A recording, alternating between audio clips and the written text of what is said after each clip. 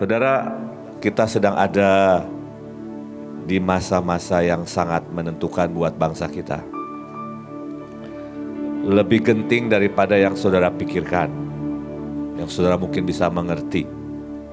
Tadi pagi, ini cuma memberikan gambaran saja, seriusnya saudara. Tadi pagi kami setiap jam 4 pagi, grup UBB itu dan beberapa yang ulang tahun juga ikut Februari. Kami Zoom dari Desember yang lalu saudara, jam 4 pagi. Ya. Awalnya saya minta 15 menit ya, Ci Willy sama Ci Yeni. Tapi tadi pagi bahkan 1 jam lebih saudara. Karena ada tim kami yang sedang habis dari Lampung, mereka ke Pekalongan. Mereka itu lihat sepanjang jalan dari Jakarta sampai sana, mereka itu harus nyembah, harus deklarasi sepanjang jalan. Kenapa? Karena udara begitu kotor saudara. Dan mereka lewat beberapa tempat keramat dan pesugihan, itu ramai sekali. Karena banyak orang mengambil kekuatan ingin menjadi penguasa. Makanya kalau saudara bisa rasakan di tubuh saudara, hari-hari ini terasa lebih, siapa yang rasanya lebih berat? Wah, gak banyak ya saudara ya. Berarti saudara mungkin belum on position, belum di posisi di mana saudara seharusnya jadi. Siapa di sini yang panggilannya pilar? Oh, gak semua ya, gak apa-apa. Yang tadi angkat tangan rata-rata pilar saudara. Tapi sebenarnya walaupun panggilan sudah dites bukan pilar, saudara itu pilar saudara. Ya, 1 Timotius 3 ayat 17 berkata, gereja Tuhan adalah tiang penopang, itu pilar dan dasar kebenaran. Artinya kita yang harusnya menentukan nasib sebuah kota, sebuah negara. Nah saudara, dan sebagai pilar, kita ini pegang gunung pemerintahan saudara. Ini tanggung jawab yang sangat besar. Nah saya mengundang pengumuman, setiap Rabu jam 4 kami itu isi cawan di Mahligai. Ya, Bapak Ibu yang memang ada waktu dan bisa mari datang atau Zoom. Karena kita perlu memobilisasi semua pilar. Ya. Sampai kalau Bapak Ibu dengarkan klipnya seorang hamba Tuhan, Suset Hetting, ya dikatakan beliau mengikuti hampir semua pemilihan presiden di bangsa kita. Ya, dia bilang belum pernah se-urgent sekarang. Loh, kalau Tuhan sampai kirim orang, dia kan biar walaupun dia sudah menjadi warga negara Indonesia, tetap kan orang asing saudara ya, badannya besar gitu ya saudara. Sampai kalau saya nggak salah mengerti, Tuhan itu punya panggilan besar buat Indonesia. Kita ini yang membawa lawatan ke bangsa-bangsa, api kemuliaan ke bangsa-bangsa. Tapi pemilihan presiden sekarang ini sangat menentukan buat destiny Indonesia. Saya ngomong seperti ini aja, kemarin saya nge-zoom dengan pasukan ya 2 hari yang lalu. Saudara, pemilu itu mahal loh biayanya. 1 putaran aja berapa triliun. Betul? Kalau kita nggak pakai hak kita sedang membuang uang 1. Kalau kita memilih sembarangan, kita sedang mempertaruhkan nasib bangsa kita 5 tahun ke depan. Siapa yang akan memimpin? Makanya hari-hari ini istilah saya biwaras. Ya, jadilah waras. Mari berdiri, berdoa, memekik, teriak. Sejujurnya saya ini sudah seminggu ini kan suara saya ini habis saudara. Ya karena flu, bahkan pernah suara saya sepertiga nggak bisa keluar, teriak pun nggak bisa keluar. Saudara. Ya, tapi saya paksa. Ya puji Tuhan hari ini cukup jelas suara saya. Ya, nah saudara, oke, saya berkata sebenarnya perjanjian, boleh dipasang PowerPoint-nya. Sangat ajaib. Sebenarnya saya juga tadi pagi coba menyusun, tapi menurut saya terlalu banyak kalau saya bahas semuanya. Karena ini baru dasar saudara ya. Saudara lihat di gambar ini, yang di tengah itu Abraham. Ya, Abraham melihat bintang-bintang saudara. Saudara boleh baca ceritanya di Kejadian 15 ayat 5-6. Tapi dari Kejadian 12 Tuhan sudah datang sama Abraham dan menyatakan, membuat sebuah janji keluarlah dari negerimu, dari keluargamu ke suatu negeri yang akan kutunjukkan kepadamu. Aku akan memberkati engkau, padahal gak punya anak, dan membuat engkau menjadi bangsa yang besar. Perjalanan waktu, Abraham mentaati, di Kejadian 15 Tuhan jumpai lagi. Dan Abraham tuh bilang, Tuhan, ya singkatnya begini, Abraham bilang gimana mungkin aku punya anak, gitu ya kan. Nah dibawalah keluar, lihat bintang-bintang, nanti keturunanmu seperti itu tuh. Nanti keturunanmu seperti pasir banyaknya. Dan Abraham percaya. Itu diperhitungkan sebagai kebenaran. Ya. Nah nanti di perjanjian baru juga sama. Ketika saudara percaya, saudara terima janji Abraham. Betul? Ya. Nah yang sebelah kanan, mungkin gak tahu jelas apa enggak, yaitu ceritanya Abraham. Sebenarnya bukan, kurang tepat gambarnya. Abraham gak jalan sebenarnya. Yang jalan itu suluh berapi. Tapi sebenarnya zaman dulu, kalau orang buat perjanjian itu, dia harus berjalan di darah seperti itu. Jadi dibelah dua itu si korbannya, satu sebelah kanan, satu sebelah kiri, dan yang berbuat perjanjian ini harus berjalan di situ. Satu ke sebelah kanan membentuk lingkaran, satu ke sebelah kiri membentuk lingkaran, membentuk angka 8. Itu bicara apa? Perjanjiannya kekal. Tapi itu mengingatkan kalau kau melanggar, nasibmu sama seperti itu, binatang yang disembelih. Tapi itu juga bicara begini, kalau misalnya musuhmu macam-macam, dia berhadapan dengan saya. Kamu juga dapat nama saya. Kamu juga dapat senjata saya. Kamu juga dapat harta saya. Itu sebenarnya begitu perjanjian itu. Sangat keren, saudara. Nah waktu Tuhan bicara sama di yang 8 ini, anggaplah itu suluh yang jalan ya. Itu di Kejadian 15 sama ayat 17 sampai 18. Abraham tanya sama Tuhan, Tuhan, dari mana aku akan ketahui bahwa aku akan punya keturunan, istilahnya begitu. Bahwa aku akan menerima janji-janji itu.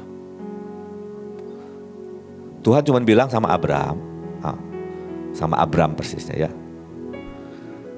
Ambil lembu, betul. Terus ambil apa lagi? Kambing dan burung. Cuma ngomong gitu, Abraham tahu. Karena zaman itu kalau orang buat perjanjian seperti ini. Di zaman itu. Dan Abraham sangat yakin, saudara. Ini perjanjian Tuhan akan genapi, pasti. Walaupun setelah ini ceritanya menyedihkan. Ada Hagar dulu, saudara.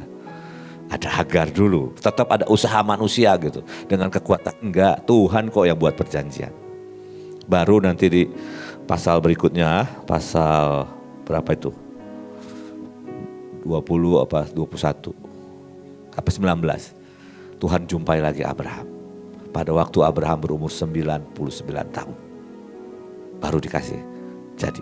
Nanti ada perjanjian, dimateraikan dengan perjanjian surat. Makanya judulnya ada kondisi, ada janji, ada materai. Nah saudara yang sebelah kiri saudara, ada yang bisa menduga itu siapa? Yakub, saudara. Yakub ini, kenapa Tuhan jumpa Yakub? Nanti kita akan bahas sedikit tentang Yakub. Menurut saya keren banget waktu saya belajar. Yakub ini orang yang sangat menginginkan namanya hak kesulungan, perjanjian kesulungan sejak dari kandungan, saudara. Dan menurut saya dia tidak menipu Esau kok, dia jual kok. Betul nggak? Esau jual kok, beli kok. Waktu dia mau menjadi seperti Esau, yang menyuruh juga ibunya kok, betul? Tapi dia sangat menginginkan. Nah, dia ceritanya kabur, nyari istri, ke Laban, dia tidur. Lagi tidur Tuhan kasih mimpi, saudara. Dia kasih mimpi. Nah, ketika hati kita ini menginginkan Tuhan, menghargai setiap perjanjian, Tuhan itu akan berikan mimpi sama saudara. Saya ingat salah satu mimpi yang Tuhan kasih sama saya, mungkin saya umur 18 tahun Bapak Ibu. Itu saya masih ingat ya, saya 49 ayat yang ke-6 sampai hari ini. Ada lagi di Keluaran 13. Mimpi itu begini, kamu akan jadi terang buat bangsa-bangsa. Saudara, itu cukup lama, sampai waktu saya ke Belanda pun saya belum ngeh itu perjanjian. Itu saya ke Belanda mungkin umur 88 tuh saya umur 20, saudara. Sampai saya pulang lagi, sudah di Mahanaim, sudah ke bangsa-bangsa, lagi duduk tiba-tiba Tuhan tuh bilang, kamu sudah ke berapa bangsa? Hari itu saya baru ke 30, saudara. Tapi masuk tahun ini, Tuhan, Desember saya didoakan oleh seorang hamba Tuhan, dikatakan, tahun ini kamu harus ke benua-benua. Oh, itu perjanjian, saudara. Jadi anak-anak semua, remaja, adik-adik, bapak ibu, perjanjian itu mengubah hidup. Ya, oke, next. Segalanya disediakan lewat perjanjian. Dikatakan begini, karena kuasa ilahinya telah menganugerahkan kepada kita, telah diberikan kepada kita, apa saudara? Segala sesuatu. Kalau Alkitab berkata segala sesuatu itu roh, jiwa, tubuh. Yang apa? Yang berguna untuk hidup yang saleh oleh pengenalan kita akan Dia. Nah, yang saudara, saya lagi belajar hari-hari ini adalah begini.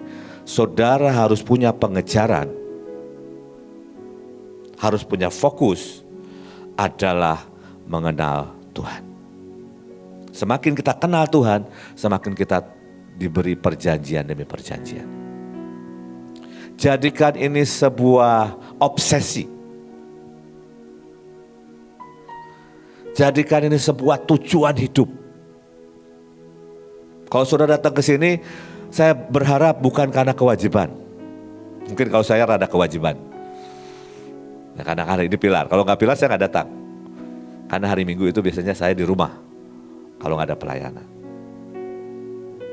Tapi saya berdoa saudara yang datang ke sini, tadi hujannya ngeyel lah saudara ya. Saya bilang Tuhan hujan. Saya rasa di hati, tangking. Berhenti, saya doa, kok berhenti ya. Enggak lama nyala lagi, doa lagi. Sampai 2-3 kali saya ingat saya doa. Nah kalau saya sudah melewati hujan, saya berharap dan saya berdoa, saudara datang ke sini karena saudara rindu mengenal Tuhan.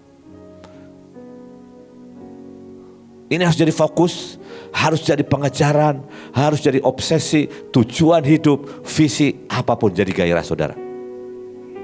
Oke.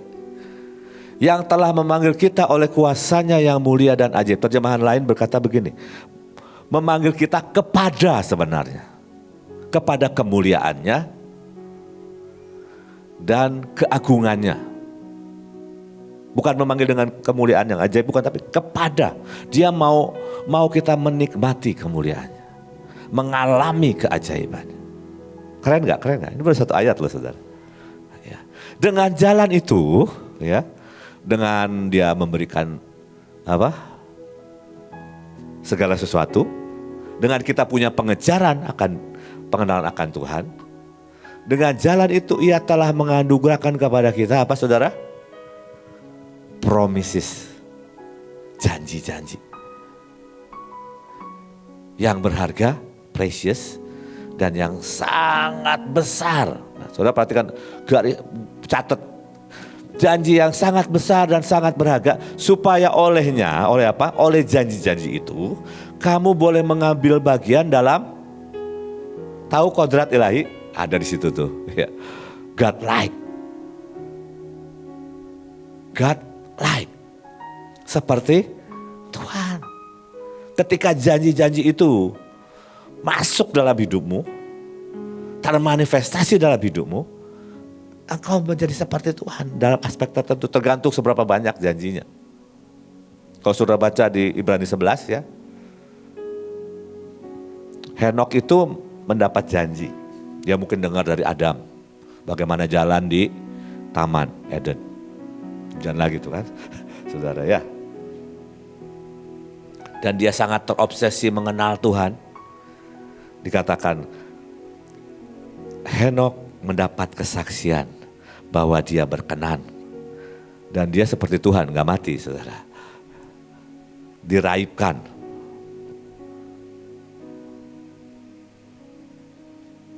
God-like. Janji Tuhan itu ajaib. God-like itu saudara punya sifatnya Tuhan. Mungkin dulu bajingan, sekarang pahlawan. Iya betul. Dulu pecundang kayak saya. Pemalu, penakut, bodoh, miskin. Loh sekarang menurut saya lumayan berani lah. Ya, ganteng lah ya. Soalnya ketawanya kok gitu. Pinter lah menurut saya.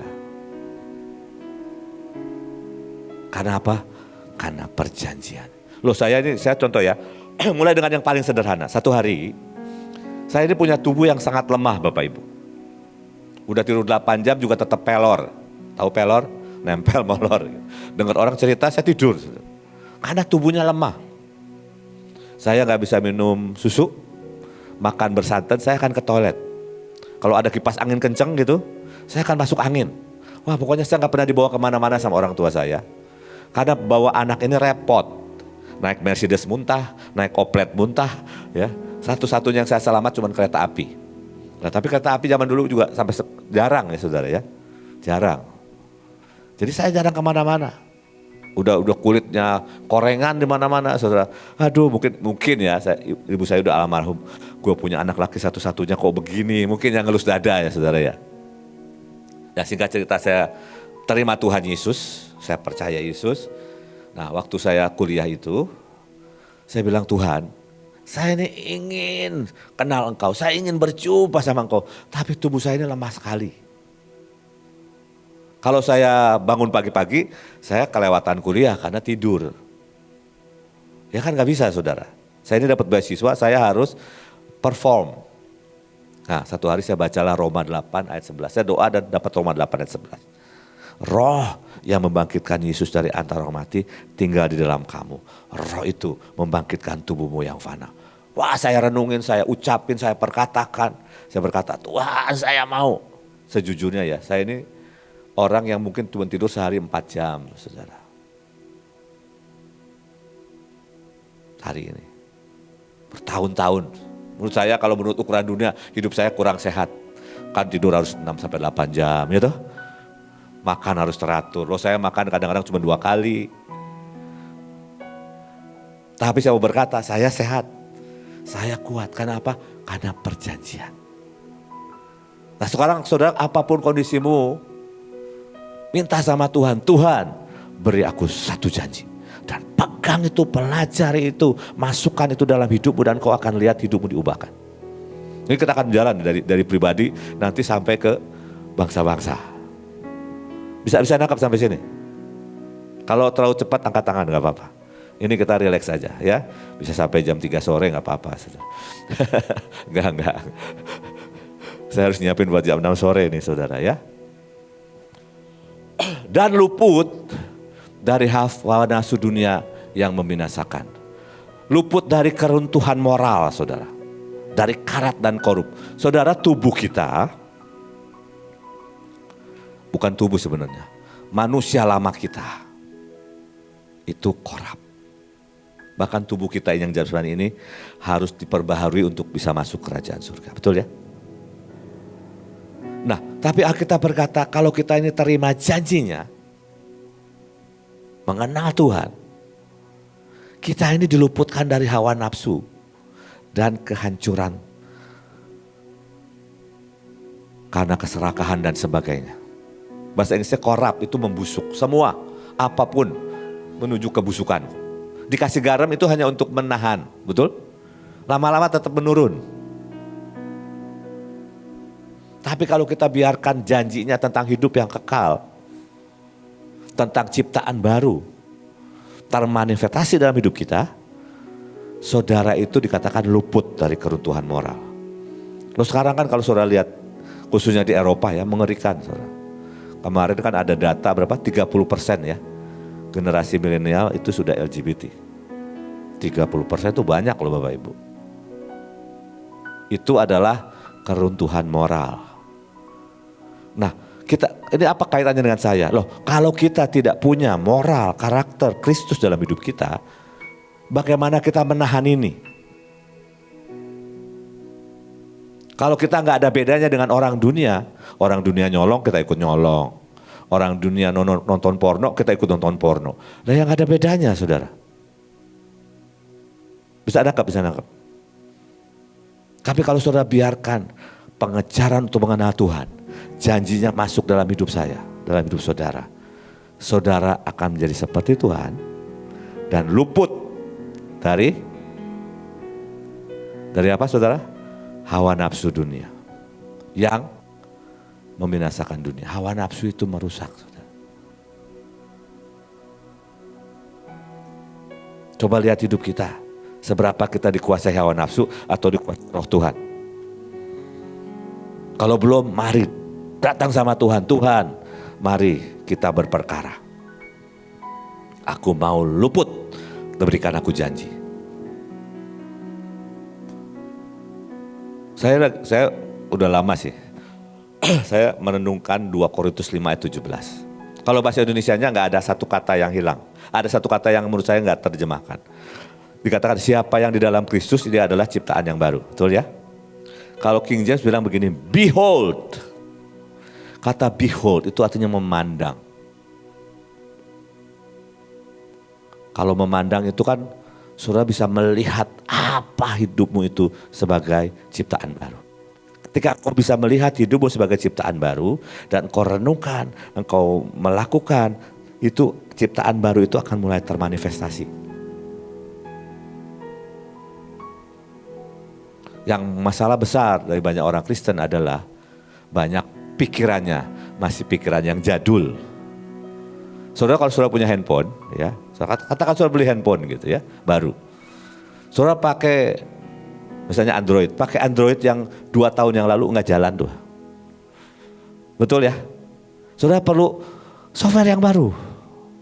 Nah banyak orang rohnya sudah diperbarui. Tapi softwarenya, pikirannya, perasaannya tidak diperbarui. Dia izinkan hawa nafsu, dia izinkan kekhawatiran, dia izinkan kecewaan mempengaruhi hidupnya. Saya bukan promo, saya diberkati sama khotbahnya istri saya. Judulnya Aku Sembuh. Beliau khotbah di Surabaya, saudara. Dikatakan begini, orang itu membiarkan luka, kesakitan menguasai hidupnya. Dan itu kata aslinya adalah berhala. Makanya dia berkata, kenapa aku yang dilukai, aku yang sakit, tapi aku yang salah. Karena kita membiarkan kesakitan menjadi berhala. Saya sama istri saya berbilang, kita ini harus berketetapan hati. Apapun yang dari luar, apapun yang terjadi orang lakukan sama kita, jangan biarkan itu menyentuh hati kita. Kalau Ibu Panglima berkata, tidak penting perasaanmu. Yang penting perasaan Tuhan. Artinya kita harus membuat keputusan, kita harus membuat pilihan. Tuhan, aku mau jaga hatiku dengan segala kewaspadaan. Biarkan hatiku jangan beku, jangan datar, tapi selalu bergelora sama Tuhan. Amin. Saya ini sudah beberapa hari saudara, nyembah, muji, tapi saya tahu Tuhan itu enggak hadir. Saya rada sakau kalau Tuhan enggak hadir. Tadi pagi saya bilang, Tuhan please tambah sebentar aja. Dan dia hadir sebentar itu udah, wah tiba-tiba saya punya dopamin istilah saya saudara. Punya kesegaran, punya semangat. Itu saudara harus punya itu. Mengerti dia. Itu harus jadi pengejaran. Mungkin itu yang membedakan saya dari beberapa banyak orang. Saya bilang, Tuhan saya mau kenal. Kalau saya sudah statis itu berarti saya sudah tidak mengejar. Smith Wigglesworth bilang begini, ini Smith. Kalau orang sudah kehilangan haus dan lapar akan Tuhan, dia sudah berhenti bertumbuh. Jadi cek, kalau saya sudah baca Alkitab sudah, baca Alkitab lagi. Nah itu sudah berhenti bertumbuh. Ibadah, lantai 5 lagi ya. Loh saya sering begini kalau ke lantai 5 saya tuh jalan. Kalau saya sudah rasa pegel, saya tahu nih kondisi fisik saya kurang prima. Kedua, berat badan saya sudah di atas rata-rata standar saya. Biasanya begitu. Tadi jalan, masih oke lah. Masih oke. Saudara dia harus punya apa ya? Mengevaluasi hatimu, pikiranmu, hidupmu, berkatmu. Halo. Kalau berkatmu dari tahun ke tahun segitu aja. Bukan kita mencari duit, bukan ya. Bukan pengejaran kita uang, tapi maksudnya gini. Kalau saudara di ketentaraan, prajurit aja terus. Nggak pernah naik perwira. perwira tinggi, apalagi jenderal, ya berkatnya cuma ikut inflasi aja. Ngerti maksud saya? Saya bersyukur, saya selalu saksikan ini begini saudara. Loh, saya ini nggak jualan kaos. Saudara nggak cari kaos yang mereknya Lucky Antonio, nggak ada. CLA nggak ada. Saya juga nggak main saham. Sempat titip ikutan apa itu ya, kripto gitu. Ya gagal juga saudara. Seperti dalam hati ini memang panggilanku ya, Tuhan berkata nggak boleh, belum boleh bisnis, nggak tahu lah ke depan ya. Tapi saya selalu perhatikan Tuhan, apakah berkatku naik? Naik saudara, naik. Karena yang memberkati itu Tuhan. Gak bisa kalau saya malas-malesan, gak bisa. Maksud saya begini, kalau misalnya saya kerja sama Seroy gitu ya. Kira-kira Seroy ini, saya ini layak dibayar berapa sama Seroy? Bisa nangkap. Kalau Tuhan lihat saudara pagi hari ini, ketika engkau muji menyembah Tuhan, kira-kira Tuhan kesengsem gak istilah saya? Atau bete aku lihat kamu nyanyi cuma cuap. Ngerti maksud saya?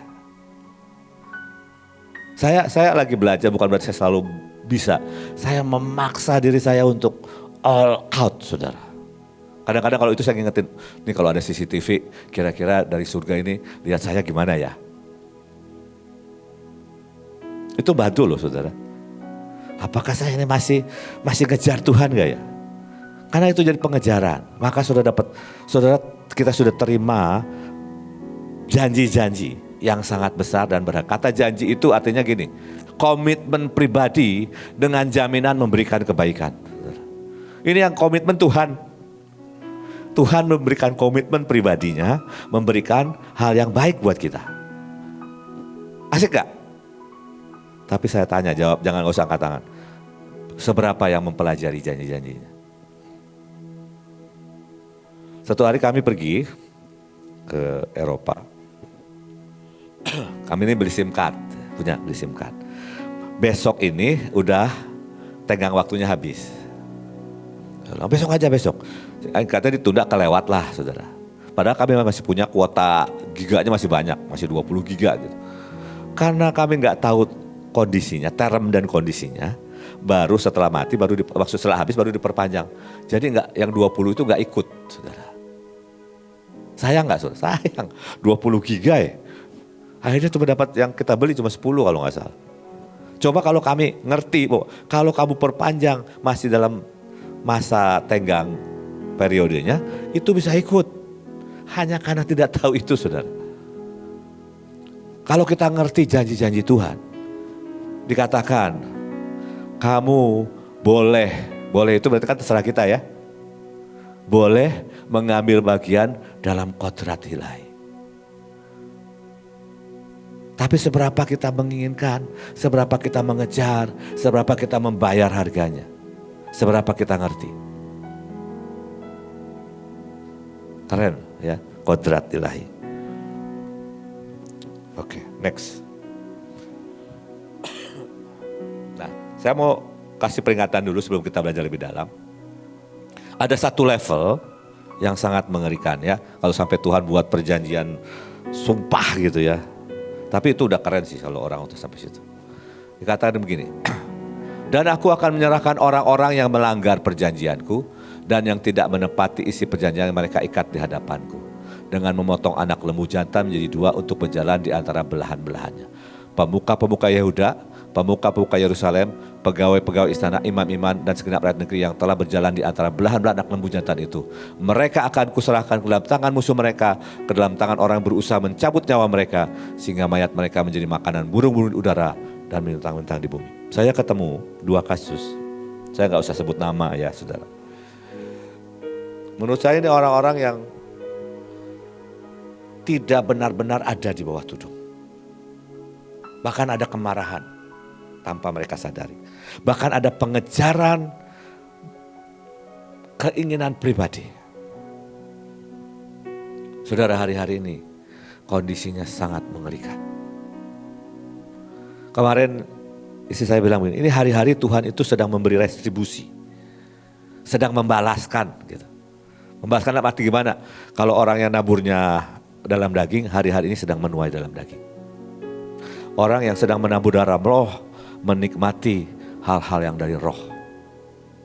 Makanya saudara baik di luar negeri maupun Indonesia sedang terekspos hamba-hamba Tuhan yang hidupnya mengerikan. Diurapi saudara.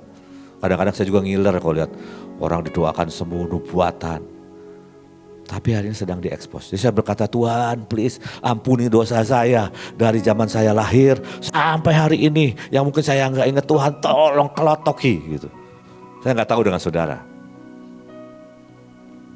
Halo, sudah sarapan? Next. Satu lagi. Next. Iya. Jika ada orang yang menolak hukum Musa, ia dihukum mati tanpa belas kasihan atas keterangan 2 atau 3 orang saksi. Betapa lebih beratnya hukuman yang dijatuhkan atas dia yang menginjak-injak, menolak dengan menghina, meludahi anak Allah, yang menganggap najis. Kata najis dari kata koinos, artinya biasa. Kalau kita tuh biasa-biasa menjadi biasa, itu harus hati-hati saudara. Umum buat semua orang, ngangkat tabut, ya misalnya berdoa biasa, nari biasa, hati-hati saudara. Ya. Dan tidak kudus. Makanya kalau sebut itu, kalau saudara tahu gak kudus, langsung doa, bertobat saudara. Darah perjanjian menguduskan yang menghina roh kasih karunia. Ini peringatan, ya. Ini masa kita harus hati-hati karena saya percaya satu hari kita akan masuk masa kabut yang sangat kuat. Pernah terjadi di Kisah Rasul. Ananias dan Safira mau nyumbang. Jual rumah 100 M, bilangnya 50 M. Oh keren mas, 50 M masih banyak saudara. Benar segitu? Benar. Innalillahi saudara. Datanglah istrinya. Benar segitu? Innalillahi. Ngeri loh saudara. Kan kita nyanyinya kabut. Siap gak kita menghadapi kamu? Tapi kita gak punya pilihan saudara. Kenapa?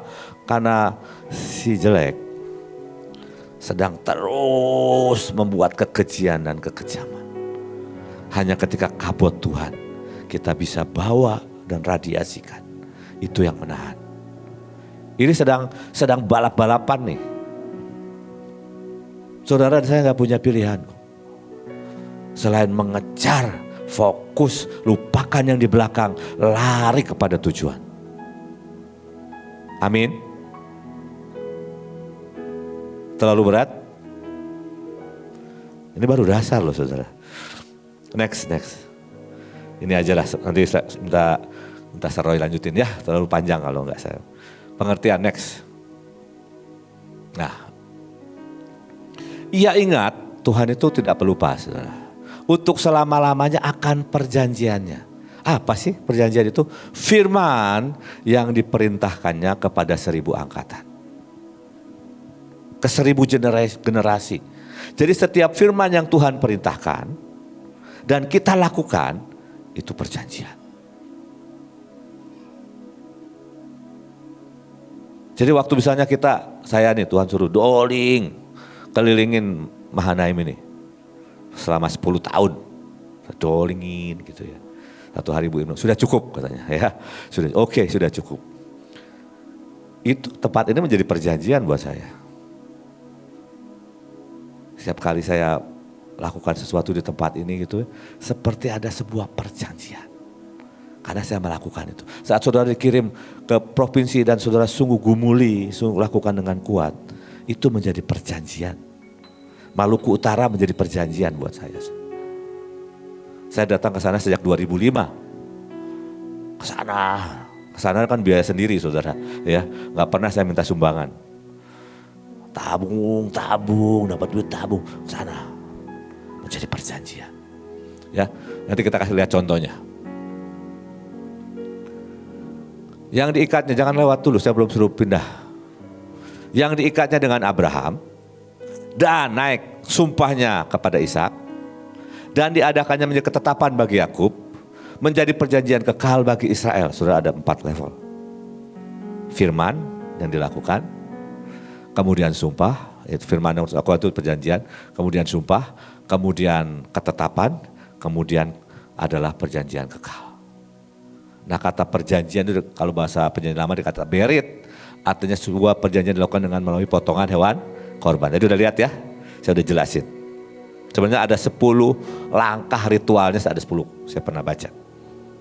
Oke, next, cepat.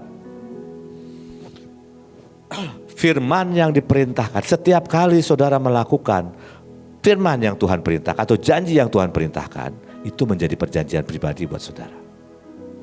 Ya ini contoh, saya kasih contoh. Yosua 6 ayat 18 sampai 19. Tetapi kamu ini Yosua yang ngomong ya. Jagalah dirimu terhadap barang-barang yang dikhususkan untuk dimusnahkan. Supaya jangan kamu mengambil sesuatu dari barang-barang yang dikhususkan itu setelah mengkhususkannya.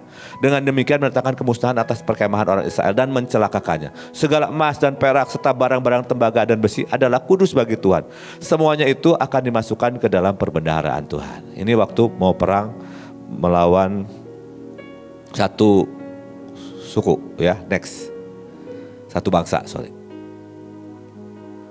Next. Ya, ini saya lupa di pasal berapa ya, maaf lupa nulis. Melanggar perintah adalah melanggar perjanjian. Tadi diperintahkan gak boleh ngambil, betul? Emas, perak, semuanya gak boleh diambil, harus dikhususkan. Ini lagi nyerang Yeriko. Nah dikatakan begini, orang Israel telah berbuat dosa. Mereka melanggar perjanjianku yang kuperintahkan kepada mereka. Mereka mengambil sesuatu dari barang yang dikhususkan itu, mereka mencurinya, mereka menyembunyikannya, mereka menaruhnya di antara barang-barangnya. Padahal yang nyuri siapa saudara? Akan. Tapi itu berdampak buat seluruh bangsa.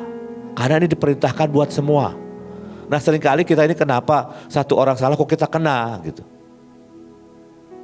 Saudara harus ngerti bahwa setiap saudara punya peranan penting. Kalau saudara berani berkata, aku dilantik sebagai pasukan terdahsyat, dan kita tidak melakukan perintah, kita sedang melanggar perjanjian. Oh ya. Ini perjanjian yang paling awal nih. Tuhan kasih janji, Tuhan kasih perintah, kita lakukan.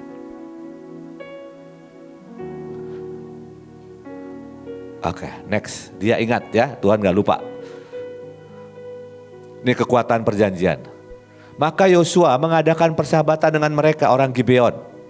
Padahal mereka ini menipu, betul? Betul ya, tahu ceritanya ya? Dan mengikat perjanjian dengan mereka bahwa ia akan membiarkan mereka hidup dan pemimpin umat itu bersumpah kepada mereka. Ini Yosua diyakinkan sama orang Gibeon karena bawa roti bulukan gitu ya. Wah kamu dari jauh. Gak nanya Tuhan buat perjanjian bahkan sumpah. Nah itu di pasal 9. Pasal 10. Sedang mereka melarikan diri di depan orang Israel dan baru di lereng Bet Horon, maka Tuhan melempari mereka dengan batu-batu besar. Nah, satu adalah begini. Karena sumpah perjanjian itu aja membuat orang Gibeon itu ditolong Tuhan loh. Yang mati karena dilempari batu itu jauh lebih banyak. Betul nggak saudara?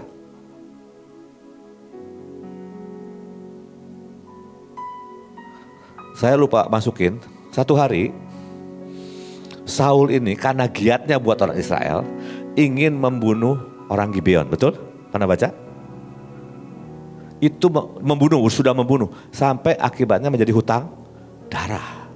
3 tahun ada kelaparan di Israel. Itu dahsyatnya loh saudara perjanjian. Saya waktu saya di Belanda tanpa saya punya pengertian sedalam sekarang. Punya perjanjian dengan Ibu Panglima. Dan selama perjalanan saya, yang selalu iblis teror itu begini. Udahlah, kamu ini tidak level, udah batalin aja, jangan bikin malu. Begitu saudara. Tapi puji Tuhan sih, apalagi sekarang saya makin ngerti, saya bilang, no, itu salah satu yang menyeret saya sampai hari ini. Bisa nangkep dahsyatnya sebuah perjanjian. Ya. Karena waktu saya gak bisa lanjutin terlalu panjang. Tapi intinya begini, saudara ini harus menghisapkan diri kepada orang-orang yang punya perjanjian. Jadi kalau misalnya saudara ada di sini, saudara bisa ikut unit, saudara bisa ikut pasukan. Karena kalau saudara harus memulai dari awal, itu lama. Saya ingat satu orang, satu hari, dia bilang, Pak, dia cukup lama kenal saya. Boleh gak saya didoakan? Saya mau sesuatu yang dari Bapak, katanya. Oke, serius ya? Iya. Oke, saya doakan. Saudara, sejak hari itu, dia bilang, saya setiap pagi bangun. Yang kedua, saya bisa baca firman, Pak. Itu dia ada di bawah sebuah kepemimpinan. Tapi kalau saudara gak kenal sama saya, Pak doain saya. Mungkin karena saudara rindu ada yang ngalir. Tapi tidak sebanyak ketika engkau ada di bawah seseorang. Saudara, bahkan ilmu dunia berkata begini, setiap orang itu butuh mentor kok. Saudara butuh mentor. Kecuali saudara ini orang yang memulai sesuatu. Untuk sekarang udah gak ada waktu lagi, saudara. Kita ini harus mencangkok. Hisapkan dirimu, ya. Jangan sendirian. Entah dalam pemuritan, entah pasukan, entah di panggilan, ada banyak tempat, saudara. Biarkan dirimu dididik, biarkan dirimu diproses. Oke, next. Bentar lagi. Ini kemudian Tuhan mengadakan perjanjian dengan Abraham, ya, yang dipotong itu hewan itu. Oke, lewat aja. Next lagi karena waktu. Nah, Ishak juga adalah orang yang menerima perjanjian yang next level, sumpah. Dia mewarisi dari ayahnya perjanjian, tapi dia ikuti ayahnya. Bahkan menurut saya, kalau saudara jadi Ishak, saudara akan berpikir punya ayah yang kejam. Loh iya toh, mau disembelih sama ayahnya loh saudara. Tapi berapa banyak orang-orang marah sama ayahnya ketika ayahnya melakukan yang jahat, termasuk saya. Tapi setelah saya ngerti, saya berkata, baik kok. Segala sesuatu mendatangkan amin. Buat kita yang mengasihi Tuhan, yang terpanggil dengan sesuai rencananya. Nah, di Gunung Moria itu, ada waktu ya, Ishak merelakan diri, diikat, bapaknya mau tusuk, mau begitu, malaikat Tuhan teriak, Abraham, jangan lakukan itu. Sampai 2 kali loh Tuhan bersumpah, aku bersumpah. Di sumpah itu ada 2 pribadi. Abraham nerima, Ishak terima. Makanya kalau sudah temukan ayat-ayatnya, kadang-kadang dikatakan kepada Ishak, kalau di sini kepada Ishak, ya, di tempat lain dikatakan kepada Abraham. Karena dua-duanya ada di situ. Mereka terima perjanjian, mereka terima sumpah. Dikatakan, aku akan memetik sumpah yang telah kuikrarkan kepada Abraham, ayahmu. Saudara begini, bahkan dalam dunia kita aja, saudara pernah baca berita sumpah pocong? Itu kan untuk meyakinkan gitu. Kalau benar kamu sumpah pocong ya gitu ya, betul ya. Ini yang bersumpah bukan begitu, ini yang bersumpah Tuhan. Hanya untuk meyakinkan kita, aku ini serius sama kalian. Kita harus sampai ke level ini di mana Tuhan berkata, aku bersumpah lawatan terbesar terjadi di Indonesia sampai ke bangsa-bangsa. Wah, seperti itu. Kata sumpah itu artinya 7 kali. Ada hamba Tuhan yang berkhotbah, Abraham ini melalui proses demi proses sebanyak 7 kali. Sampai hasilnya sumpah. Kita tidak bisa menikmati proses itu kecuali kita mengenal Tuhan. Makanya di awal saya bilang kuncinya adalah biarkan mengenal Tuhan menjadi obsesi saya dan saudara. Kalau kita tahu dia Tuhan yang baik, Tuhan yang setia, dia itu kasih. Dia tahu segalanya. Makanya saya hari ini lagi berkata sama diri saya mau menjadikan sukacita itu gaya hidup. Saya mau jadikan ucap syukur itu gaya hidup. Karena sebenarnya kita gak punya alasan kok untuk tidak bersyukur, untuk tidak bersukacita. Amin. Ya, cepat saja. Nanti saudara boleh ambil PPT-nya. Maaf, ini kebanyakan ini. Ya, terus. Ini tadi yang sudah dijelaskan bahwa Tuhan itu mengikatkan dirinya dengan sumpah, ya, bahwa orang itu ngerti bahwa Tuhan itu benar-benar serius gitu. Ya, kepada kita, ini perjanjian baru, diberikan kedua-duanya, janji maupun sumpah. Kita punya imam besar agung menurut aturan Melkisedek. Yesus itu menjadi imam karena sumpah. Aku bersumpah. Yesus itu bukan imam menurut Harun. Dia menurut Melkisedek. Dia dari suku Yehuda. Ya, sehingga dikatakan sekarang mereka dapat merasa yakin. Kita bisa merasa yakin bahwa Dia yang memberi perjanjian kepada kita, keselamatan itu pasti, saudara. Kita ini orang-orang yang menerima keselamatan yang pasti. Kemudian next, cepat saja ya. Ini kelas ekstensif. Sebentar. Oke, kepada Yakub diberi ketetapan. Saya mau kasih caranya aja. Ini saya khotbahkan di penutupan retreat. Next. Ceritanya Yakub sudah lari dan dia juga mau lari lagi, mau menghadapi Esau. Dia dalam ketakutan. Dan dia sudah keseberangkan istri dan anak-anaknya, dia nyebrang lagi sendirian. Dan datanglah seorang laki-laki, itu kalau di sini dikatakan Tuhan, ya. Dia bergumul sama orang itu sampai fajar menyingsing.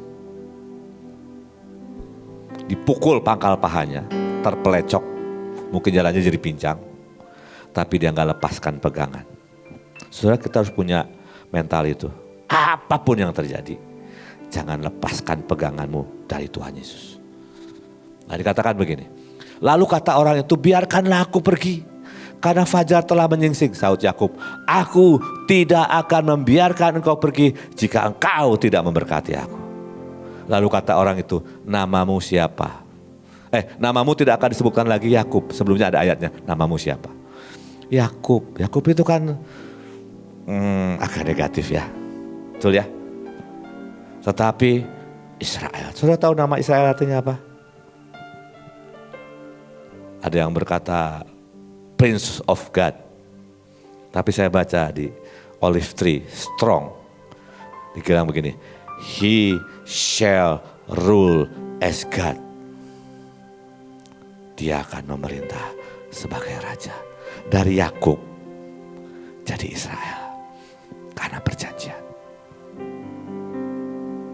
Makanya saya gak peduli orang latar belakangnya seperti apa. Kalau engkau masuk dalam perjanjian di dalam Kristus, masa lalumu lupakan, bereskan dan lupakan. Hadapi yang di depan, kejar itu. Filipi 3 ayat 13 sampai 15.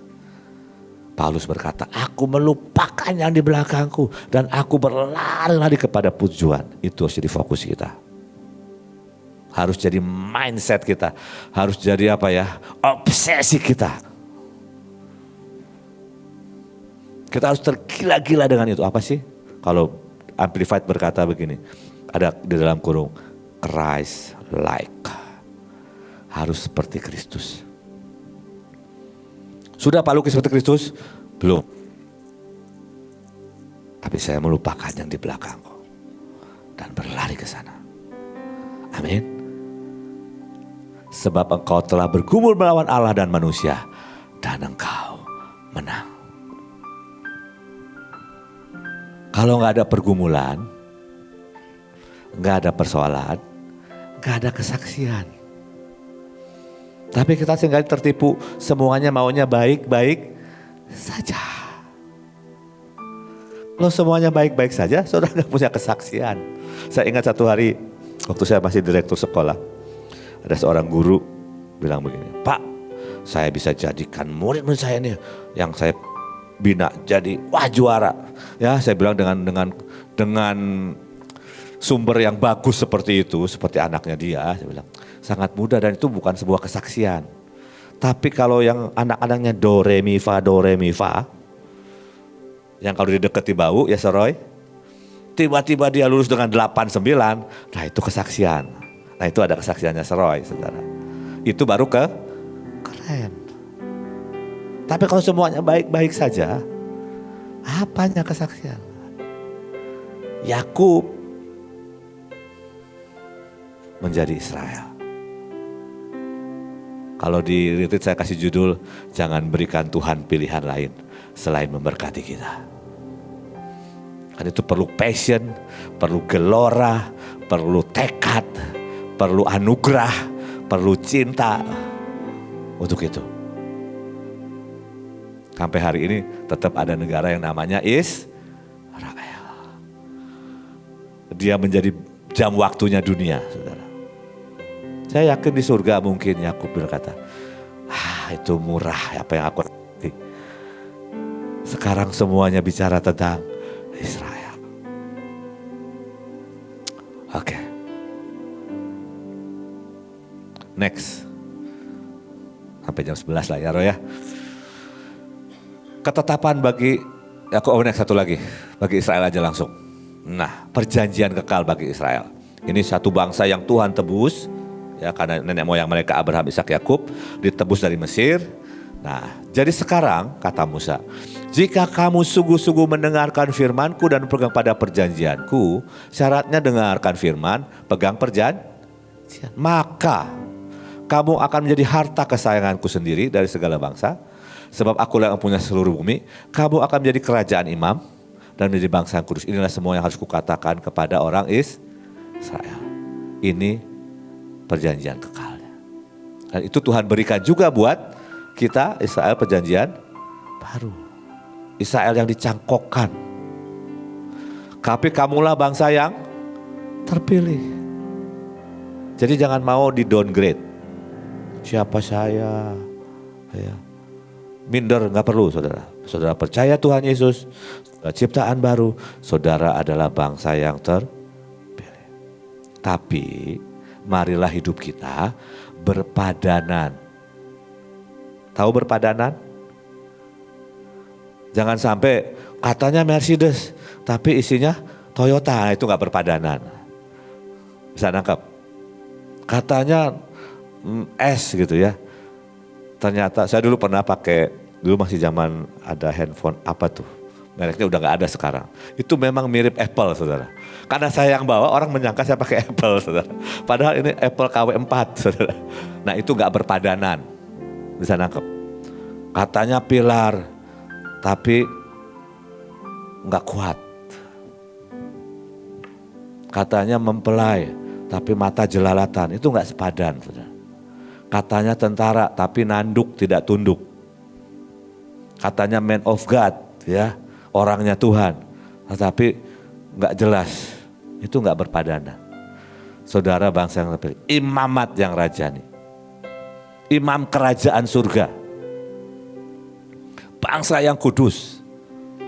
Bukan kudis, kudus. Umat kepunyaan Allah sendiri.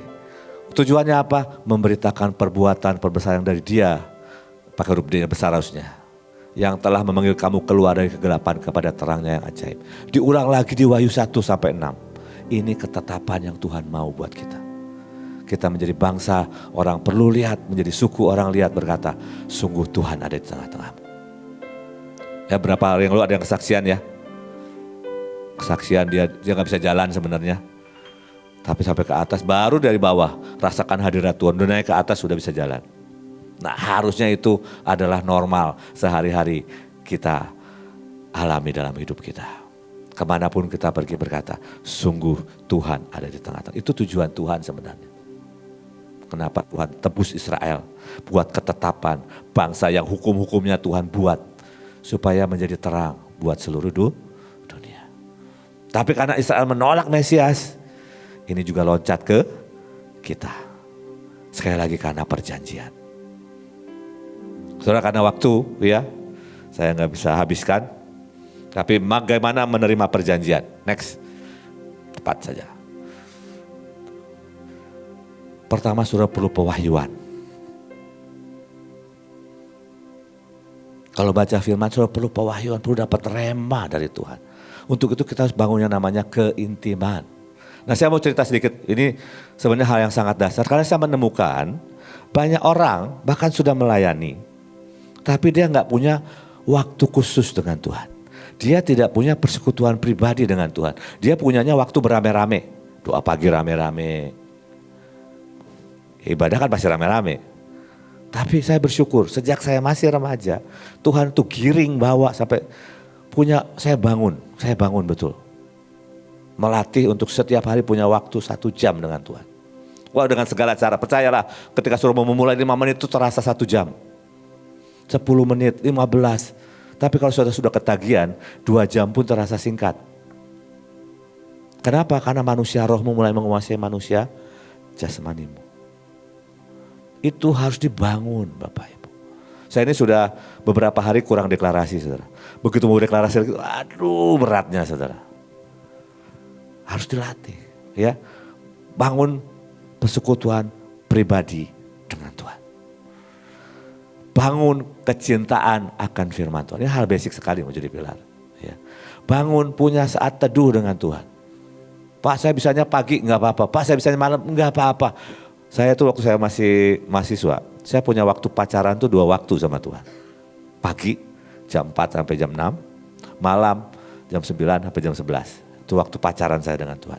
Mumpung masih single, gak ada yang ganggu. Dan tidak mengganggu orang lain. Saya bangun. Itu yang membedakan seseorang yang kemarin Joshua khotbah. Bau gosongnya ada. Kalau sudah melayani ada bau gosongnya gak? Maksudnya bau yang harum ya, jangan bau gosong. Bau gosong kan gak enak ya kesannya ya. Ada bau yang harum gak?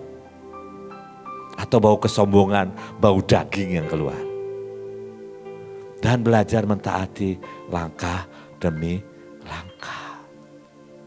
Maka ketika engkau mengangkat perjanjian buat bangsa, ketika engkau menahan hujan, itu akan berbobot.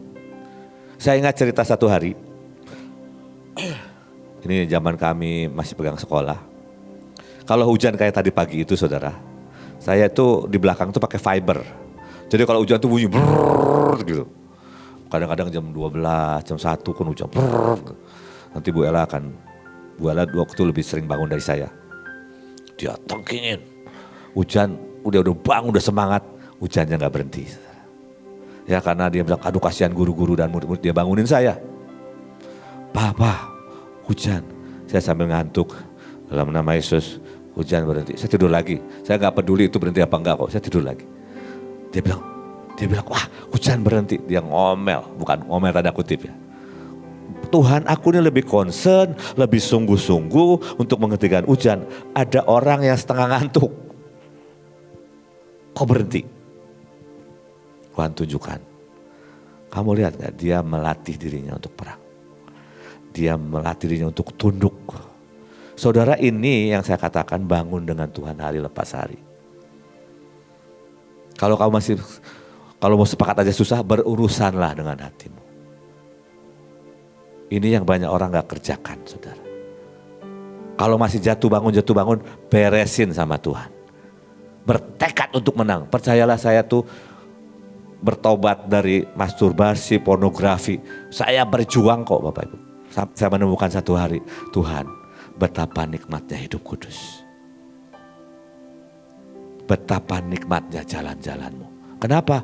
Karena tiba-tiba seluruh tubuh, seluruh pikiran dan perasaan itu saya terus bilang firman itu terbaik, firman itu terbaik. Sampai saya menyukai firman. Sampai saya berkata, pokoknya kalau Tuhan berkata begitu, ikuti aja, itu sudah gampang. Nggak ada lagi resistan. Itu perlulah. Banyak orang nggak koreksi dirinya. Ada kelaparan apa di dirinya? Kelaparan kasih sayang, kelaparan perhatian orang.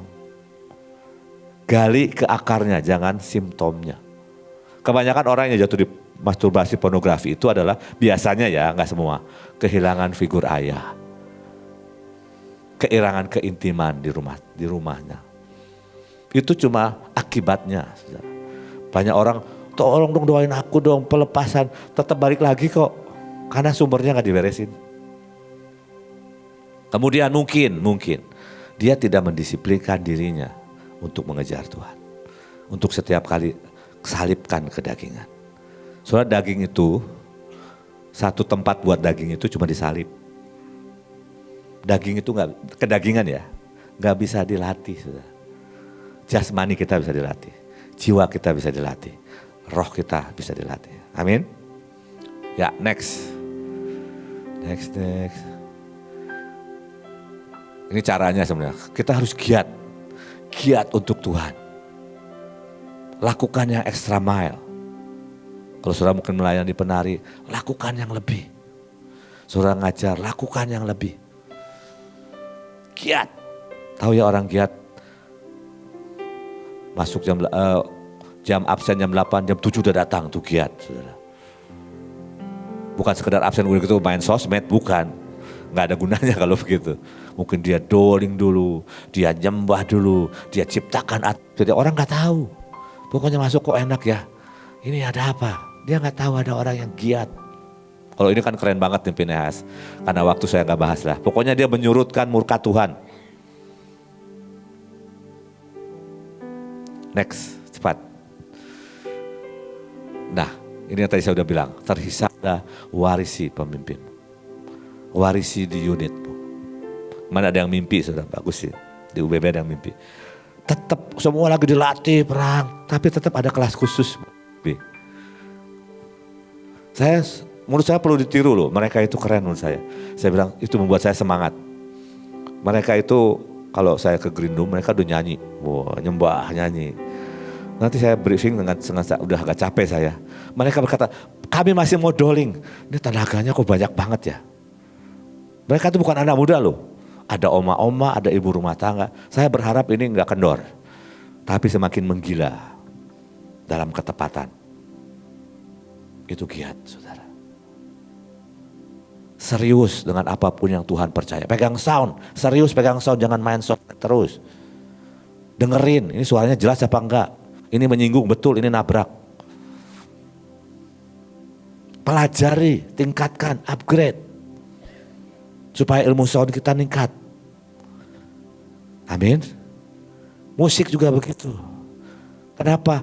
Saudara, tantangan yang kita harus hadapi itu meningkat. Ini tadi pagi.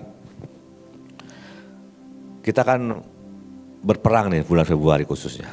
Saudara tahu di penglihatannya naga Cina, naga Korea, naga Jepang, naga Singapura, naga Vietnam sedang bergabung membuat satu barisan. Bahkan yang kemarin lagi naga yang bahkan ada di kastel-kastel UK ikut bergabung. Tadi pagi ditambah lagi bergabung dengan naga Kalimantan. Kalau kita levelnya segini terus capek saudara. Kekuatan kita kurang. Bisa nangkap, bisa nangkap. Kita harus punya fokus dan pengejaran.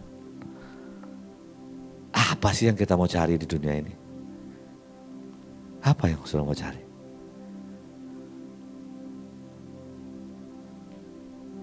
Semuanya akan kita tinggalkan kok. Kita harus punya tujuan kekal. Fokus kekal. Ya, saya nggak bahas terlalu panjang.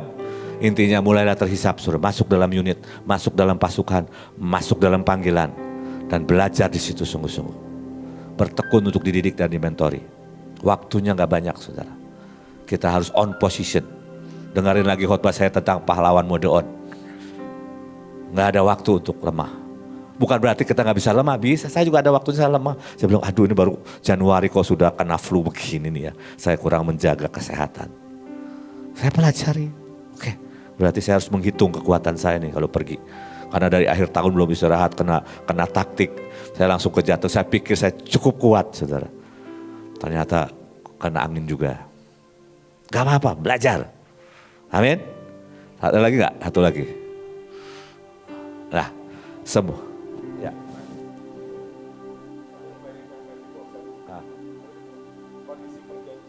Oke, geser dulu. Ya, mundur satu. Ya, ada pertanyaan. Di Mahanaim banyak Mephiboset. Tapi sisi Mephiboset yang saya pelajari gini, ini bicara kekuatan perjanjian. Mephiboset mungkin gak tahu Yonatan buat perjanjian dengan Daud. Yonatan sama Daud satu hari bilang begini, Daud, nanti kalau kamu sudah mengalahkan semua musuhmu, sudah jadi raja, dan aku mungkin gak ada lagi, jangan lupa keturunanku. Ini dari sisi perjanjian yang saya lihat. Nah, kalau saudara melihat kisahnya benar-benar, waktu dikatakan setelah Daud mengalahkan semua lawan-lawannya, Daud berkata begini, ada enggak keturunan Yonatan? Aku akan menunjukkan kasih yang dari Tuhan. Oh ada, namanya Mephiboset. Nah saudara, kalau orang yang cacat harusnya jadi bulan-bulanan pemimpin yang baru, tiba-tiba diangkat duduk semeja, sikap apa yang saudara punya? Sikap bersyukur, mengabdi, bergairah, memaksa dirimu. Pak Joshua pernah khotbah. Mephiboset ini harusnya ketika ditinggalkan sama siapa itu? Siba. Dia bisa cari orang lain kok. Dia cuma timpang kok sebelah. Itu yang gak ada. Bisa nangkap sisi Mephiboset yang tidak menghargai, tidak berjuang, tidak berusaha. Ini yang kita harus. Gini, kalau bahasa Inggrisnya gini, take things for granted itu apa? Menganggap lumrah itu udah bagianku. Hati-hati saudara. Karena aku pemimpin. Sudah lumrah lah aku nikmati ini. Enggak. Kita harus ngerti. Namanya anugerah. Itu kemampuan. Itu tanggung jawab. Jangan bermain-main. Kadang-kadang dulu saya juga pernah punya. Gak apa-apalah buat dosa, nanti juga diampuni kok. Itu menyia-nyiakan perjanjian. Mungkin menurut saya ada miripnya Mephiboset seperti itu. Dia nggak, saudara bisa bayangin gak sih? Biasanya ya, kalau satu rezim naik, itu rezim berikutnya tuh dihabisin saudara. Tapi ini diangkat jadi anak. Memang dia cacat. Tapi dia tidak berjuang sebagaimana seharusnya sebagai ucapan rasa syukur. Berapa banyak dari kita yang cacat? Saya juga termasuk orang cacat kok. Saya berkata sama anak-anak saya, ingat ya, kamu dari SD, bahkan ada yang dari TK, sampai kamu lulus, kamu tuh di Mahanaim. Jangan ikut kebanyakan orang yang tidak tahu berterima kasih untuk semua yang Mahanaim buat. Kalau Mahanaim butuh, kerjakan. Nah banyak orang udah ditolongin, dapat beasiswa, malah ngomongin di luar. Tapi ada beberapa, kamu jangan ngomongin lah, kita sama-sama ditolong. Nah banyak orang itu seperti yang pertama, itu Mephiboset yang tidak tahu diri. Bisa nangkap? Nah, tapi saya ngomong di sini adalah bicara kondisi perjanjian. Bagaimana seorang Mephiboset sekalipun yang bahkan tidak tahu menau, tapi karena Yonatan dan Daud buat perjanjian, sumpah, itu bisa ditarik. Jangan-jangan banyak orang masih baru menikmati, ditarik masuk, dihisapkan. Tapi dia belum berfungsi sebagaimana seharusnya. Itu Mephiboset. Bisa tangkap? Oke? Jawab Pak Daniel? Oke, next. Semua janji tersedia bagi kita. Tapi pertanyaannya apakah itu menjadi bagian hidup kita atau tidak? Tergantung kita.